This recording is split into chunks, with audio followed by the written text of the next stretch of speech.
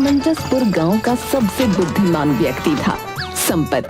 ऐसा गांव के लोगों का मानना था, क्योंकि उसके दूर के चाचा विदेश में रहते थे, जिसकी वजह से लोग हर मुश्किल में उसकी सलाह लेते थे। लेकिन हकीकत में वो जितने बड़े बड़े आइडिया लाता, उतनी ही बुरी तरह उन आइडियाज में फंसकर मुसीबत में पड़ जाता। ऐसे ही एक बार बारिश के मौसम में उसने रेडियो पर सुना, भयंकर गर्मी और लू की स्थिति को देखते हुए मौसम विभाग ने एडवाइजरी जारी किया, ज्यादा खतरा हो सकता है। तो अक्लमंदी दिखाते हुए सोचा कि क्यों ना गर्मी से पहले ही इंतजाम कर लूं। अबे अगर छतों पर मिट्टी डाल दे तो घर ठंडा हो जाएगा भाई। अरे वाह, हम घर को शेर की गुफा की तरह बना देंगे यार। संपत ने खुद अपने घर की छत पर 10 बोरी मिट्टी डलवा दी। लेकिन अगले ही दिन तेज बारिश हो गई। मिट्टी गीली होकर घर के अंदर गिरने लगी। चारों तरफ कीचड़ ही कीचड़ नजर आने लगा। अबे यार, आइडिया अच्छा था यार, बस बारिश ने धोखा दे दिया। सर्दियों के बाद जल्दी ही गर्मियों का मौसम भी आ गया। गर्मी के कारण गांव में पानी का संकट था। नल सूख चुके थे, कुएं का जल स्तर नीचे चला गया था और तालाब भी उबल रहा था। गांव वाले बूंद बूंद पानी बचाकर रखते थे, लेकिन संपत को तो अपनी बुद्धिमानी दिखानी थी। गांव के बुजुर्ग रामलाल काका अपनी खाट पर लेटे हुए पसीना पसीना हो रहे थे। उनके पास बैठे थे मुकेश, संपत और पप्पू। गर्मी में सबसे बड़ी समस्या थी बिजली का जाना। रात को जैसे ही सब सोने की कोशिश करते, बिजली गुल हो जाती और पूरा गांव पसीने से तरबतर हो जाता। अब लगता है यार, गांव की बिजली भी हमारे साथ गर्मी की छुट्टियां मना रही है यार। सब हाथ पंखे लेकर हवा करने लगे, लेकिन ज्यादा देर तक हवा करना भी मुश्किल था। मेरा पंखा असली खजूर के पत्तों से बना है, इससे ज्यादा ठंडक आती है। अरे असली ठंडक तो बांस की चटाई वाले पंखे से आती है। हमारे समय में मोर पंखी पंखा होता था, वो सबसे बढ़िया था। अबे ये पंखा पुराण सुनाने की जगह कोई मुझे ही हिला दो, है? शायद ठंडक मिल जाए। अरे ये कौन सा जुल्म आ पड़ा है भैया। ऐसी गर्मी तो हमने अपने जमाने में कभी भी नहीं देखी। काका ओ काका, आप हर साल यही बोलते रहते हो। अरे पगले, पहले वाली गर्मी में और इस वाली गर्मी में जमीन आसमान का फर्क है बे। पहले सूरज इज्जत करता था, अब तो सीधा चमड़ी झुलसाने पे उतर आया है। हाँ चाचा, गांव के बच्चे जो दिन भर खेतों में खेला करते थे, अब नीम के पेड़ की छांव में दुबके पड़े हैं। कोई भी बाहर जाने की हिम्मत नहीं कर रहा। गांव में पानी का संकट इतना बढ़ गया है कि अब लोग चोरी चोरी दूसरों के घरों से पानी चुराने लगे। अरे ये तो बड़ी बुरी बात है यार। वैसे मैंने भी सुना है कि कल कोई आधी रात को पड़ोसी के नल से पानी भर रहा था और कोई गुपचुप जाकर दूसरे के घड़े से लोटे लोटे पानी निकाल रहा था। इसका ना बंदोबस्त करना ही पड़ेगा, बता रहा हूँ। पड़ा पड़ा सोता ही रहेगा कि पानी की व्यवस्था करेगा, मूर्ख कहीं के। अरे माँ, तुम समझती क्यों नहीं हो? मुझ पर सारे गांव की जिम्मेदारी है, समझा करो। ठीक है, तो मैं प्यासी ही मर जाती हूँ। सुबह पानी के टैंकर से सबने पानी भर लिया, पर तू आलसी सोता रहा। अरे अगर मैं रात के अंधेरे में चोरी चोरी पानी भर लूं तो कोई पकड़ेगा ही नहीं है।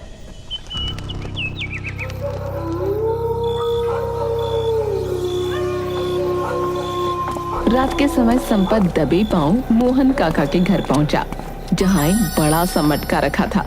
उसने धीरे से लोटा डाला ही था कि अचानक संपत का पैर फिसला और वो मटके के साथ खुद भी फिसलकर कीचड़ में गिर पड़ा।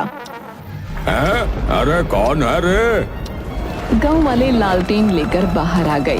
जैसे ही उन्होंने कीचड़ से सने संपत को देखा, उसे चोर समझकर ढूंढने लगे। अरे अरे मोरी भैया, कमर टूट गई रे। अरे ये तो अपना संपत है, तू यहाँ क्या कर रहा है रे? चाची, मैं बस देख रहा था कि आपका मटका जो है सुरक्षित तो है। अबे मटके को देख रहा था या नहाने आया था? हाय दैया, मैंने तो पानी लाने को कहा था और तू नहाने ही बैठ गया। अरे पूरे गांव की जिम्मेदारी है मेरे ऊपर। संपत के बहाने सुनकर सब हंसने लगे। आखिरकार संपत पकड़ा गया। संपत की अच्छी पूजा की गई। दूसरी तरफ कुछ ही दिनों बाद ऐसी गर्मी में गांव की बिजली भी कट हो गई।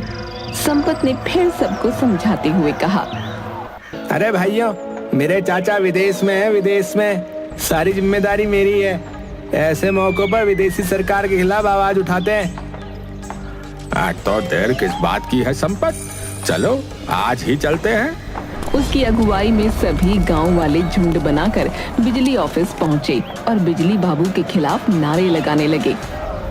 ए बिजली विभाग मुर्दाबाद मुर्दाबाद, ए बिजली विभाग मुर्दाबाद मुर्दाबाद। लेकिन संपत को जब महसूस हुआ कि नारों से कुछ नहीं होगा, तो निर्णय लिया कि बिजली दफ्तर के बाहर धरना दिया जाएगा। अगले दिन सुबह सुबह गांव की महिलाएं, बच्चे और बुजुर्ग बिजली दफ्तर के बाहर जमा हो गए। ये नारे लगाने लगे, ए बिजली विभाग मुर्दाबाद मुर्दाबाद, ए बिजली विभाग मुर्दाबाद मुर्दाबाद, ए बिजली विभाग मुर्दाबाद मुर्दाबाद। जब तक बिजली आएगी नहीं, धरना यहीं पर जारी रहेगा। बिजली चाहिए, तुरंत चाहिए। धरने पर बैठे लोगों के हाथ में अपने अपने पुराने पंखे थे, जिन्हें वो लगातार घुमा रहे थे, मगर फिर भी पसीना रुकने का नाम नहीं ले रहा था। ऐसी गर्मी तो मैंने अपने पूरे जीवन में नहीं देखी भैया। ये क्या हो रहा है भगवान? अबे भगवान को मत कोस, ये वही गर्मी है जो हर साल आती है, बस इस बार थोड़ी ज्यादा तीखी लग रही है। इस बार सूरज को लगता है किसी ने लाल मिर्च खिला दिया है। सभी ठहाका मारकर हंस पड़े। गर्मी से बचने के लिए सबने फैसला किया कि कहीं ठंडी जगह ढूंढी जाए। गांव के पुराने पीपल के पेड़ के नीचे जाने की योजना बनी। सब पीपल के पेड़ के नीचे पहुंचे और जैसे ही बैठे, तभी ऊपर से एक कौवा उड़कर मुखिया बुंदेल सिंह के सिर पर बीट कर गया। अरे ये क्या बदतमीजी है? कौवा भी जानता है कि गर्मी में दिमाग गर्म रहता है, फिर भी शरारत कर रहा है। मुखिया जी, ये तो शुभ संकेत है। कहते हैं जिस पर कौवा बीट कर दे उसकी किस्मत चमक जाती है। लो, कर दी तुम पर बीट। इसका मतलब अब मुखिया बुंदेल सिंह की किस्मत खुलेगी। बिजली आएगी, भाग्य खुलेगा भाई। सब ठहाका लगाकर हंसने लगे। लेकिन कुछ ही देर में भीषण गर्मी से धरने पर बैठे सबको ठंडे पानी की तलब लगी। गांव का कुआं सूख चुका था और तालाब में केवल कीचड़ बचा था। हैंडपंप से भी गर्म पानी निकल रहा था। अरे ये पानी है या चाय का उबलता हुआ भगोना? धरने पर बैठे आधे से ज्यादा लोग ही बेहोश होने लगे। तब संपत ने आकर घोषणा कर दी, भैया ऐसा है, गर्मी के कारण धरना जो है ना स्थगित किया जाता है, लेकिन संघर्ष जारी रहेगा, बता रहे। गांव वाले ये सुनकर संपत को कोसते हुए अपने अपने घर लौट गए। बिजली नहीं आई, लोगों को लू लग गई अलग। जब गर्मी से बेहाल गांव वालों को किसी तरह भी ठंडक नसीब नहीं हुई, तब संपत, गोलू, पप्पू और बबलू ने एक अनोखी योजना बताई।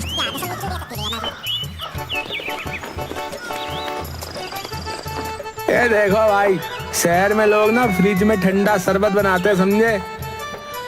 लेकिन संपत बेटा, अब बिजली तो है नहीं गांव में। अरे काका, ये पूरे गांव की जिम्मेदारी है मुझ पे, समझे? कुछ तो सोचना ही पड़ेगा ना, भला आप लोगों को ऐसे कैसे छोड़ सकते हैं? संपत ने फिर गांव को ठंडा शरबत उपलब्ध कराने के लिए एक अनोखी योजना बनाई। काका, क्यों ना तालाब को शरबत से भर दिया जाए, इससे लोगों को राहत मिलेगी। पर ये कैसे हो सकता है बेटा? मेरे चाचा विदेश में रहते हैं, वो जब गर्मी पड़ती है ना, तो वो अपने तालाबों को शरबत से भर देते हैं, फिर आनंद ही आनंद हो जाता है। मुझे लगता है अगर नींबू पानी को शरबत बना सकता है तो तालाब के पानी को भी शरबत बना देगा। वाह, बिल्कुल बिल्कुल सही कहा, बिल्कुल। पूरा तालाब नींबू पानी बन जाएगा, हैं? संपत ने सच में 50 नींबू तालाब में निचोड़ दिए, जिससे पानी का स्वाद तो नहीं बदला, लेकिन तालाब में रहने वाली मछलियां मरने लगीं। अरे संपत, तू तालाब में शरबत बनाने आया था या मछलियों का कब्रिस्तान बनाने रे? बेटा, कुछ तो दिमाग लगाया कर, है? तुझ पर जो है सबकी जिम्मेदारी है। आखिर तेरे चाचा यूं ही तो विदेश नहीं चले गए, उनका खून है तू। उन्हीं की तरह बुद्धिमानी के उपाय लगाया कर। लगता है चाचा कुछ गड़बड़ हो गई। चाचा ये देसी मछलियां को समझती नहीं है, विदेशी मछलियां तो आराम से शरबत पीती हैं। इसी बीच ललिता ताई की बेटी छबीली की शादी होने वाली थी। छबीली संपत को बहुत पसंद करती थी, पर बेचारा चुप रहता था। एक दिन जब गर्मी में ताई की बेटी को लड़के वाले देखने आए, तब ताई बोली, बेटा, इस गांव की जिम्मेदारी तेरी है। इस गर्मी में कल घर मेहमान आ रहे हैं और बिजली भी कटी हुई है। बेटा तू ही कुछ कर, बात छबीली के रिश्ते की है। अरे वाला, ये भी कोई कहने की बात है ताई, है? तू चिंता न कर, सब हो जाएगा। संपत ने मेहमानों की व्यवस्था गांव के मुख्यालय में कर दी और चारों तरफ मोटे पर्दे लगा दिए। बाहर चलने वाली तेज लू के कारण हॉल के गीले पर्दे हवा से ठंडे हो गए। अंदर भी हाथ से खींचने वाले पंखे लगवाए गए थे, जिनके कारण मेहमानों को कुछ परेशानी न हुई। तब लड़का बोला, बापू, मैं तो कहूँ कि कुछ दिन यहीं रुक जाते हैं, ठंडी ठंडी हवा में कम से कम सोने को मिल रहा है, वरना ये ठाट अपने गांव में कहाँ है। ललिता बहन, आपने तो मेरे बेटे की इतनी सेवा कर दी है कि अभी तो वो इस गांव में 1-2 दिन और रहना चाहता है। तो फिर आप 1 दिन की और व्यवस्था कर दीजिए, हम 2 दिन में चले जाएंगे, हैं? उसकी बातें सुनते ही ललिता ताई और संपत दोनों के होश उड़ गए, क्योंकि ना तो पंखा चलने वाले लड़के और ना ही मर्दों को गीला करने वाले लोग मौजूद थे। गांव में पानी की कमी थी, इसलिए किसी को भी संपत का ये आइडिया पसंद नहीं आ रहा था। कुछ घंटे की बात कहकर संपत ने सबको मनाया था, पर फिर पूरी रात ये कार्यक्रम करना खेल नहीं था।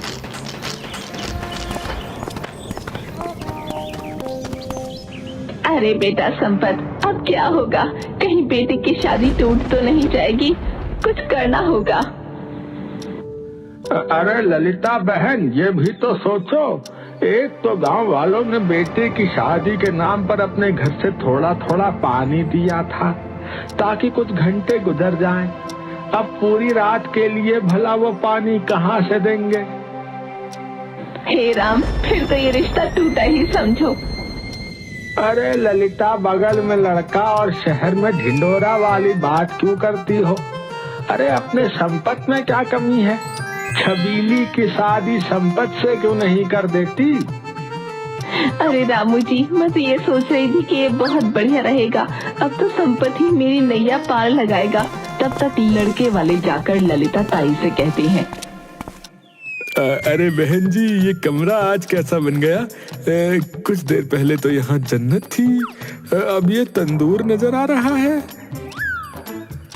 अरे समधी जी, अब आपकी इज्जत इसी में है कि आप अपनी इज्जत बचाकर चले जाएं। हमने अपनी बेटी के लिए दूसरा लड़का ढूंढ लिया है। हमें आपके घर अपनी बेटी नहीं भेजनी। अब तो यहाँ से आप 9-2-11 ही हो जाइए। लड़के को रामू काका की बात सुनकर बड़ा गुस्सा आया, वहाँ से चला गया। ललिता ताई भागते हुए संपत के पास पहुंची और बोली, बेटा संपत, अब तो हमारी इज्जत तुम ही बचा सकते हो। मैंने फैसला कर लिया है, मेरी बेटी छबीली की शादी उस मुहूर्त पर तुमसे ही होगी। तुम्हें ऐसे कोई एतराज तो नहीं ना? संपत को तो मानो मुंह मांगी मुराद मिल गई। उसके दिल में लड्डू फूटने लगे। वो तो पहले से ही छबीली को पसंद करता था। वो बोला, अरे मुझे भला क्या एतराज होगा? है और संपत ने शादी के लिए हाँ कर दी।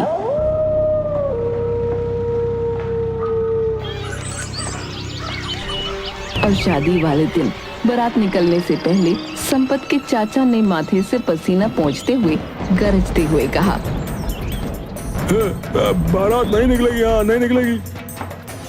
रेडियो में आज दोपहर में 45 डिग्री तापमान का ऐलान हुआ है। ऐसे में निकले तो बारात में हम लोग नहीं बल्कि भुने मुर्गे पहुंचेंगे, बता रहे हैं। हाँ।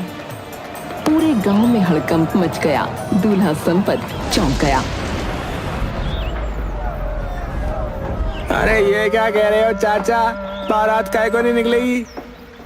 बेटा, हम बारात निकालेंगे तो वापस घर आने के लायक नहीं रहेंगे। इतने गर्म तंदूर में आदमी पक जाता है।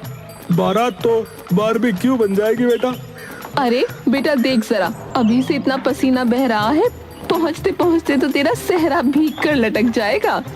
गर्मी से राहत पाने के लिए संपत के दोस्त बबलू ने एक अनोखा उपाय सोचा। उसने एक बड़ा मिट्टी का घड़ा लिया, उसमें बर्फ डालकर एक पुराने पंखे के सामने रख दिया।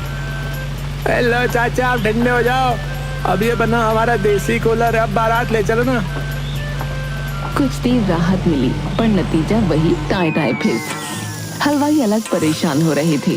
गर्मी की वजह से रसगुल्ले रस में बदल रहे थे और गुलाब जामुन सूख कर काले पड़ रहे थे। मैं तो जाऊंगा, छबीली मेरा इंतजार करती होगी। बापू बारात कैसे नहीं निकलेगी बता रहा हूँ। अरे घन चक्कर ज्यादा आशिक मत बन। हाँ, छबीली अब तक धूप में कबीली बन चुकी होगी। बे आया बड़ा कहीं का। मुझे ही कुछ करना पड़ेगा। हाँ हाँ, तू ही बोलता है ना कि सारे गांव की जिम्मेदारी तेरी रहती है, तो इस शादी की भी जिम्मेदारी तेरी ही हुई, समझा? अब बता क्या करें? बुरा मत मानो चाचा, तो एक बात कहूँ, अगर घोड़ी को गीले कपड़े से ढक दे तो शायद वो गर्मी बर्दाश्त कर ले। संपत की बात सबको ठीक लगी। संपत को घोड़ी पर बैठाकर जैसे ही घोड़ी पर पानी डाला गया, गर्मी में परेशान पानी से भीगी घोड़ी बिदक गई और सीधा भाग निकली। कुछ ही दूर पर दूल्हा संपत भी पड़ा नजर आ रहा था और चाचा जी भी घोड़ी को पकड़ने के चक्कर में खुद अपनी धोती को फंसाकर चारों खाने चित्त हो गए। किसी तरह उन्हें घर लाया गया और उस दिन उन्हीं की बात होती रही। अगले दिन सभी औरतें बातें करने लगी। अरे यहाँ जो कुछ हुआ सो हुआ। बहनों, सुना है गांव में पानी की इतनी किल्लत हो गई है कि लोगों को घंटों लाइन में लगना पड़ता है। लेकिन कुछ लोगों ने नया तरीका निकाल लिया, वे नल के पास ही चटाई बिछाकर बैठने लगे हैं। अरे तो फिर हमें देर नहीं करनी चाहिए। फुलवा चाची, ललिता ताई और संपत की अम्मा ने नल के पास अपनी अपनी जगह पक्की कर ली। सुबह से शाम तक वहीं बैठकर वे नल पर आने वाले हर इंसान की खबर लेती।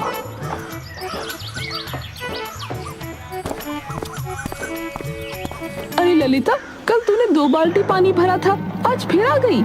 अरे चाची क्या करूं, पसीने से ज्यादा ही नहा रही हूँ। गोलू और पप्पू ने सोचा कि वे भी अपनी बारी जल्दी लेंगे। उन्होंने वहां आकर अपना तौलिया डाल दिया ताकि लगे कि उनकी जगह पक्की है। लेकिन जब वो 2 घंटे बाद लौटे तो उनका तौलिया गायब था और उसकी जगह रामलाल काका की लुंगी टंगी थी। अरे ये हमारी जगह थी। अबे, पानी की लाइन में पहले आओ और पहले पाँव चलता है, समझे? इसी तरह गर्मी के कहर को सहते हुए गांव वालों ने अचानक एक दिन देखा कि आसमान काले काले बादलों से भर गया है।